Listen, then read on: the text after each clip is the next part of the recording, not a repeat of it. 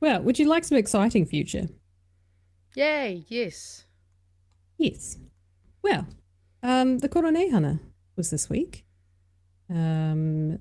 The Māori Queen is no longer in mourning. I mean, this isn't like she's now able to address. Yeah. Her 1 year period of mourning has the other one, not commenced. The opposite of that is concluded. And she gave her first address, her first royal address to the people today. Today, I believe it was today. Over the last, was it the last week? Was the celebrations? At least the last 2 days we've seen. Yeah. It's definitely been at least a few days. Yeah, it's been a few days. But I wanted to. I feel like Fridays we try to bring you the positive, or we try to at least like lift you up as you go into the weekend. We try. So I really, really wanted to cover this because I was watching some of the footage and some of the coverage, and I was like, oh man, this is so uplifting. Like I feel excited. Like this, I'm not saying it's not my world, but you know, it's a world that sort of I'm very foreign to. But even this, like you know, this excites me, and it should excite everyone. It's a part of the Tiriti relationship. Exactly. You know? And like I'm not starting to, but I'm really, you know, embracing and appreciating the world of would it be Tao Māori? Is that correct? Yep. Nailed it. Yeah, learning things. So I wanted to One News had some fantastic coverage today. So I wanted to show you guys coverage. The first one is kind of focuses more on the rangatahi and some of their reactions and some of their support behind the new Queenie. And yeah, I just this is a cool week clip. I haven't seen much out of the Koroneihana, so I'm looking forward to it.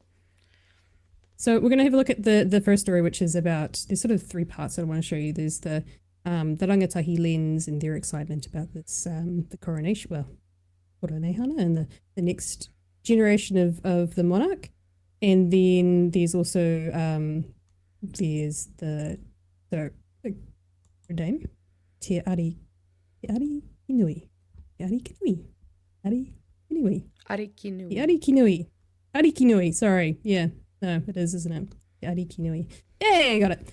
And her speech that was today, and there's sort of two parts to that, which is sort of addressing some of the attacks on Māori that we've seen from the government and how, you know, the ways that Māori can react to that, which I think is a really nice message that she has. And then also there's an economic initiative that she is continuing on from her father's wishes and his legacy, which is very exciting. And then the third part I want to show you as well. No, that's the, yeah. And yes, that's the three parts. And then we'll have a look at the RNZ, some of the parts from her speech that they highlighted that I really enjoyed and I thought I would share with you. So I'm just going to show these in full because it just makes me happy and I want to share this with you guys. And I think we should all watch this and just have a moment of like, woohoo. Oh, I'm sure the whānau are down for the good vibes. Yeah, so enjoy. Returning now to the Koroneihana, where Māori youth arrived in their droves today. Rangatahi keen to witness the second youngest ever Māori monarch giving her first speech as Queen. And as political editor Mikey Sherman reports, her youth was welcomed by those in attendance. At the base of Taupiri Maunga, where the late King Itu Heitia was laid to rest, they came to remember him. Acknowledging the 1 year of passing and also acknowledging the Queen's first speech for the year, I guess. I'm thinking she's going to be a good Queen. Why is that? She's very kind and helpful. Very kind. At 28 years old, the young Queen Māori represents a new era. Our Queen definitely demonstrates great leadership to us younger ones coming through. Our Queen, she's making it about us. I like everything about her, like her personality and stuff. Yes. She just sounds like a good Queen to us. The Queen looks beautiful, man. Great of what she's doing for Te Ao Māori and everything. And yeah, She looks beautiful, but it's not as beautiful as me. Even the old guard are taking notice. The changing of the guard happens quite regularly within Māoridom, and we want to leave the kingitanga in the best stead. As she spoke, they watched in awe. Heard the news first and the start of her speech, but she got comfortable. Not waiting to be angry, like she said. I just wake up every morning proud as to be Māori. I just feel like there's this new shift happening in terms of aronga, where we're headed. Every minute worth the wait. Standing beside the Māori Queen right from day one has been one of her older brothers, Korotangi. It can be quite a lonely place when you're grieving for your father, but to have your brother there beside you, it's a whānau. I just want to point out the contrast of her a year ago, just after her father had passed. And like, I feel like we really didn't get to see who she was really at this. I mean, I guess it wasn't really about her as such. It was more about, the passing of her father. Yeah. But you got this very shelled version of her. And I guess the last year, I don't know what the tradition is such, but there's kind of the gagging order. That's incorrect. That's not what I mean. But sort of, she's not supposed to address. It's supposed to be a time of mourning for at least a 12-month period. Yeah. But so I guess from my perception, I didn't really get to see who she was and what she, other than the hikoi, which I think was kind of a special case in which she didn't speak, but she was there as a present for Māori. And I kind of got to see, I guess, what her leadership's going to look like. But it was really nice today to see that speech from her and see her, I don't know what it's called, but her receiving the haka in that earlier clip.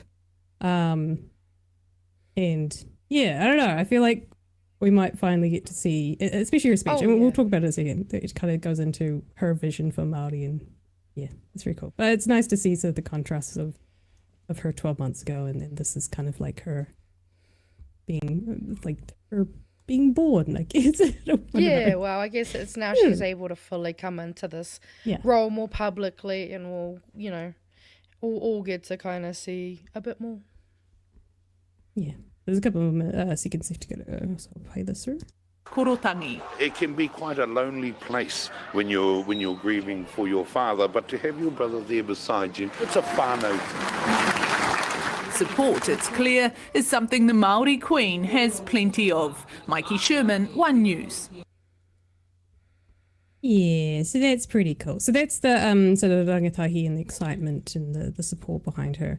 The next goes more into the speech that she gave, which I think is really important to go through. So we'll have a listen. And there's also at the very end as well, there's a bit of commentary, which I think is important to show as well. Some interesting insights about what it was like to be there on the day and what they took away from it, the reporter. And let's start the start. The Māori Queen broke her year-long public silence with a message of unity and a surprise economic announcement. Te Arikinui, Queen Ngāwai Honui Te Pō, was emotional as she addressed the Koroneihana crowd for the first time. And as our Māori Affairs correspondent, Te Aniwa Hurihanganui, reports, what she had to say delighted the crowds.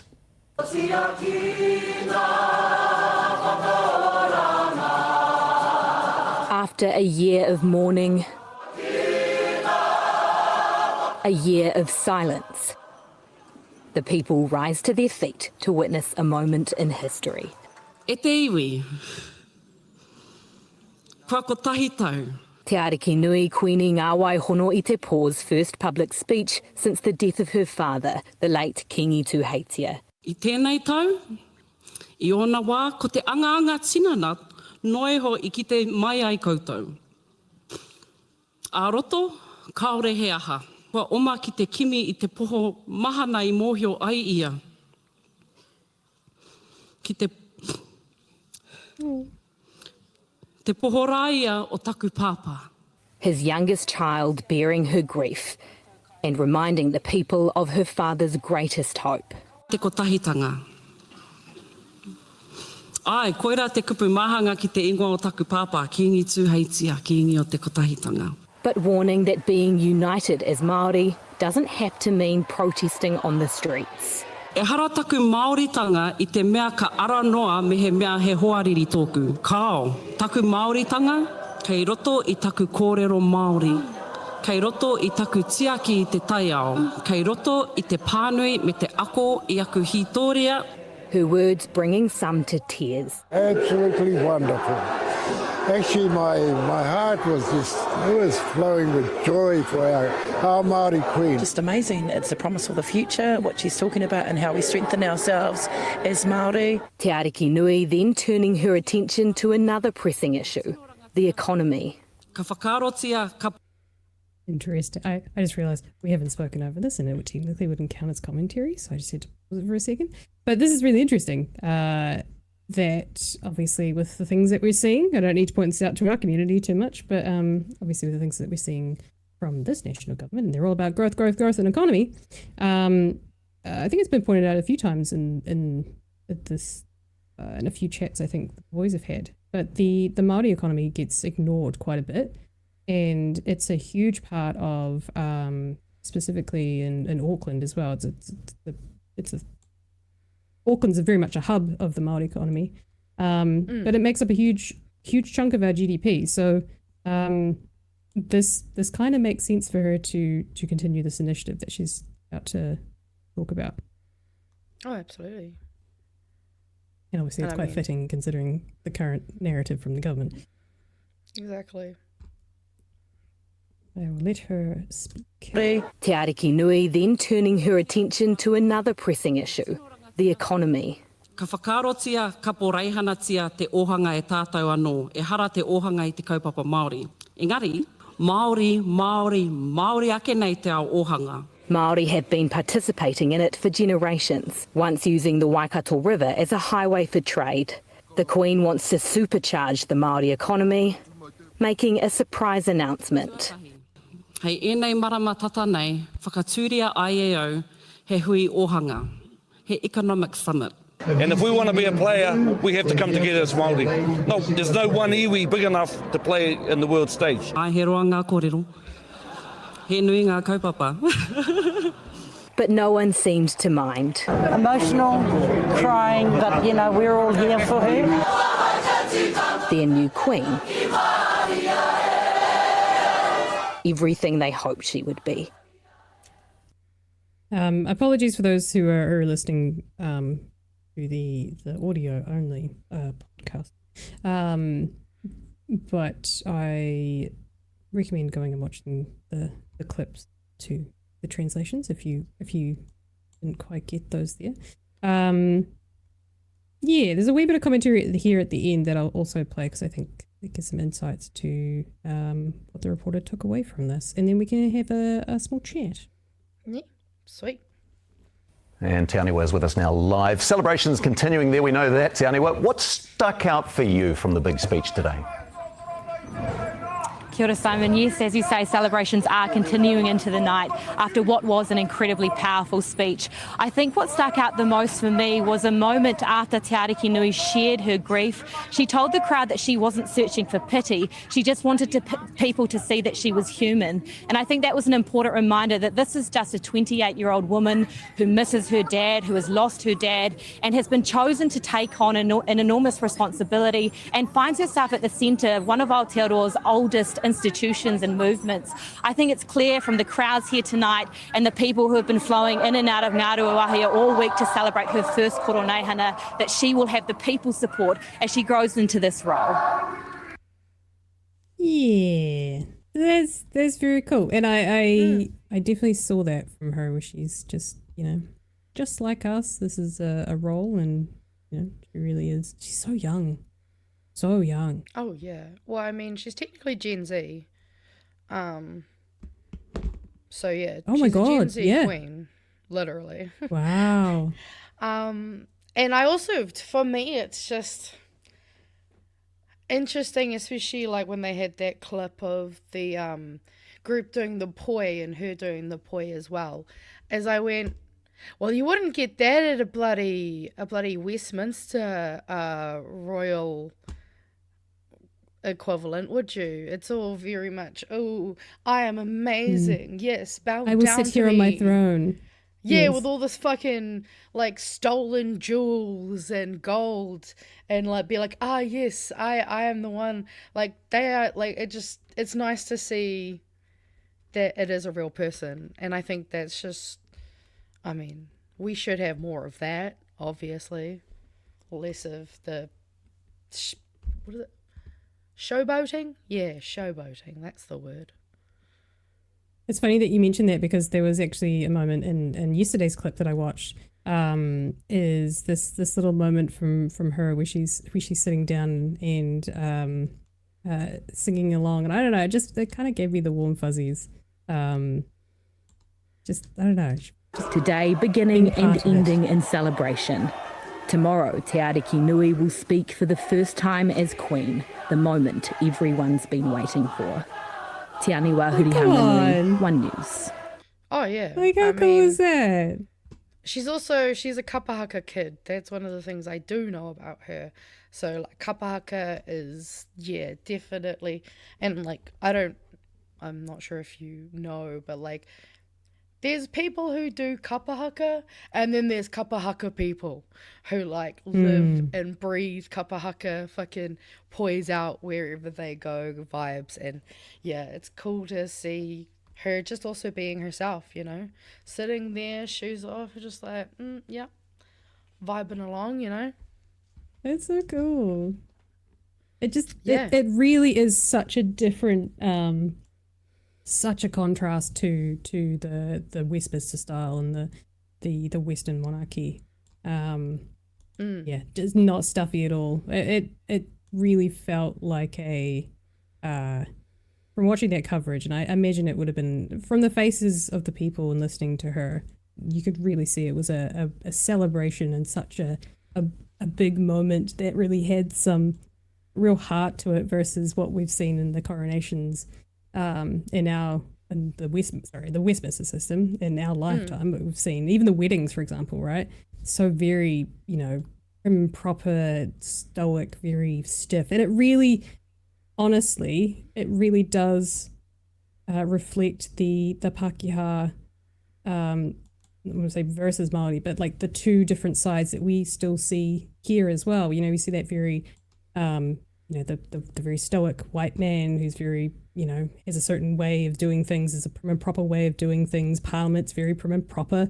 And then you've got the Māori way of doing things. It's even like in workspaces, the way that you're expected to, you know, like kind of like what I was saying in Tory, but, you know, you're expected to have this decorum and only call people out in certain ways that don't actually work. All they do is kind of have this weird passive aggressive cover. And yeah, I definitely it's also extremely like patriarchal and misogynistic because it's very much about that ownership of other people, which is like we don't own other people, we own ourselves. You don't own your children, they are an entity of their own, which is like a whole other thing. But yeah, it's very much about ownership and this hierarchy that is relatively toxic. And I don't, I'm not a fan of it. I think even like from the Koroneihana to even just the way that, you know, people are expected to go through certain processes just in all like office jobs even. You know, there's some things even in those things that are prohibitive and create, they don't help anyone other than the people who suck generally. Like, I think mana enhancing, it's not mana enhancing, it's mana diminishing. Yeah. Yep. So I wanted to reiterate some of the parts of her speech that I think it's sort of the two parts. Because if you're listening to the audio podcast and you don't speak Māori, you might have to come watch the video, or go and watch the One News article yourself. But some of that I will cover here, and I just wanted to reiterate some of the things that she was saying around being Māori, and probably very much in speaking to the government, but also speaking to the people who are being to Māori who are being squashed, basically, their culture, their language, by this government's actions. So to quote, being Māori is not defined by having an enemy or a challenge to overcome. So the first type of figure of speech, kotahitanga, a word that her father became synonymous with during his last years of life. Māori devote themselves to causes, she said. One of the beautiful things she had witnessed was the ability of Te Iwi Māori to unite, she said. But there is a however in the story. If we don't rise up, yell, wield weapons, fly flags, or perform haka, we mistakenly think we are ineffective as Māori. Being Māori is not defined by having an enemy or a challenge to overcome. Being Māori is speaking our language, it is taking care of the environment, it is reading and learning about our history, it is the choice to be called by our Māori name. There are many ways to manifest being Māori, not just in times of protest. My father said, be Māori all day, every day, because he knew we needed to be strong in good times and bad, with or without protest. And that's how we can express our vitality as Māori. I think it's really beautiful. And I can really see that coming through as well, of like this, especially the rangatahi coming through who are just very proud to be there and celebrating this. And they can feel the shift in Māoridom, despite what they're seeing, I guess, from the likes of the government. They in their own communities are strong. And I guess on the main stage, or I guess in the wider context of New Zealand, we really only see that kind of, I guess, we only really see Māori in like the hikoi, for example, right? That's kind of like putting that out there. Or exactly. Or this particular event. But like, I'm not in part of that world, but those worlds are existing outside of these big events that get publicized. You know what I mean? Yeah, and that's really cool to see. There's kind of like two sides to it. You've got we have to try to engage in some of these Westminster politics, but then there's the other side, which is the community side of like, and we can also be building our own, support systems, our own networks, we can, and that's the great thing, is that we can have those both work together, and the more organized we can get with these things, whether it be trying to organize either a protest in your area, or maybe just even trying to organize something within your community, like whether it just be, how some like neighborhoods will have a little community pantry for their, however many roads or whatever. There are so many things that we already do, but that we can keep doing, like we're building a community here, I go to green events and I see BHNers, and like it's building up those support systems and creating that community foundation, so that when we can try to fight against the policy and the bills, we've got that strong kind of basis to come from. I guess speaking further to what you just said. So in her speech, someone spelled that incorrectly. Te Arikinui, it'll roll off the tongue eventually, launches 2 new economic initiatives. Te Arikinui Huini ngā wai hono i te pō. Also took the opportunity to launch 2 projects that were dear to her father, both economic initiatives. Māori often think of economics as not a Māori concept, but she said the opposite was true, and since the time of her ancestor, Tātou Te Wherowhero, the Waikato River had been a highway for trading goods.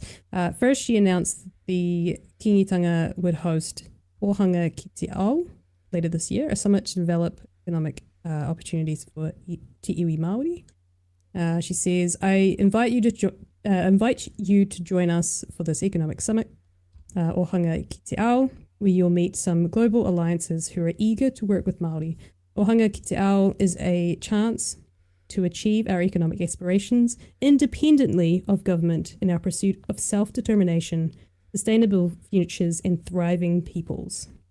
The second kaupapa, it's pretty cool. The second kaupapa she launched was Tahua Kotahitanga, a capital initiative with seed funding from iwi Māori entities. She says the fund will help Māori to unlock investment opportunities given the disestablishment of many Māori initiatives by the current government.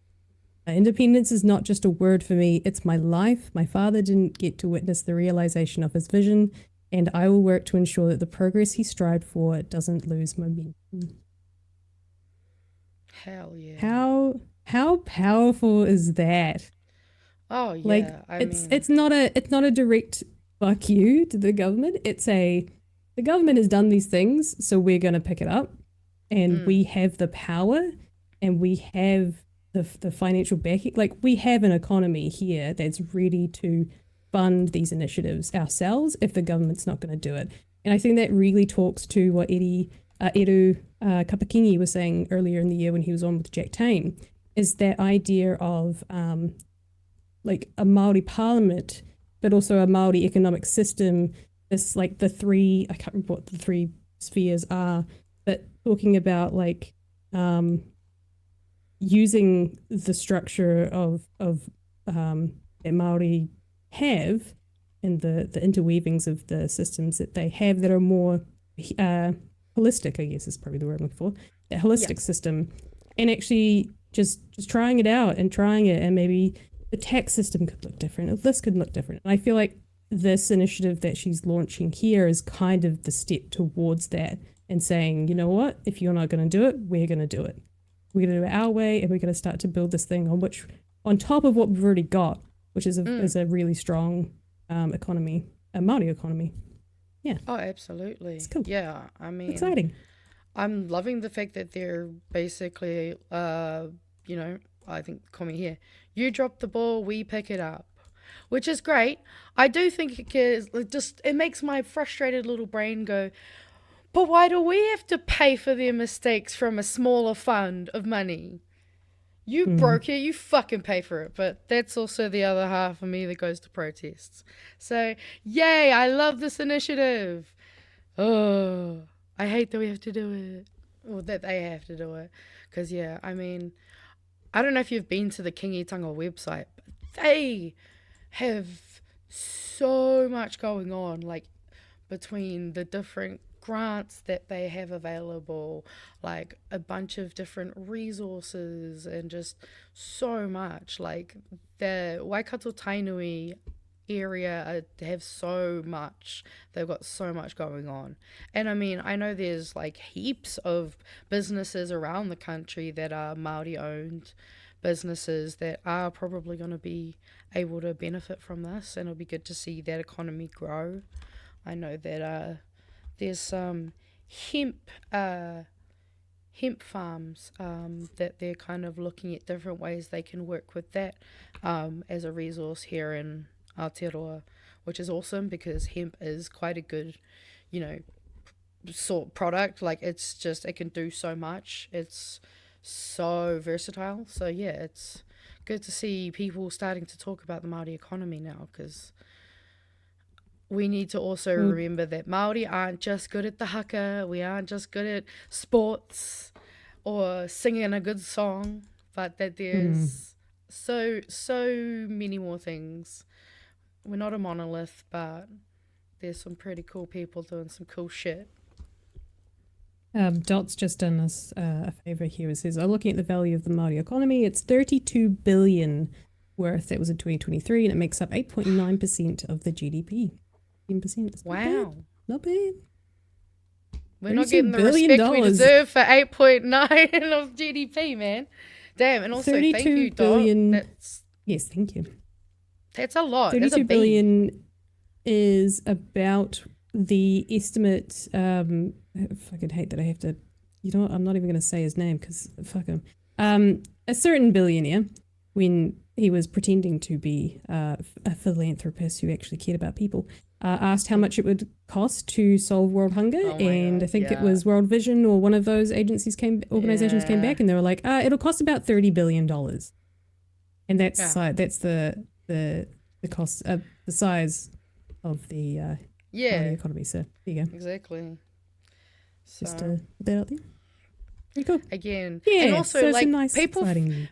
People forget that Māori economy is also the first economy of this country. We already had trading, like we were trading between different countries before any British or what is it, the other one? French, Swiss, whatever.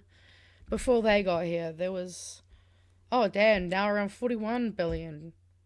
Good on you. Shit, pop off. See, exactly. It was the first economy of this country, and it's one that deserves more attention for sure.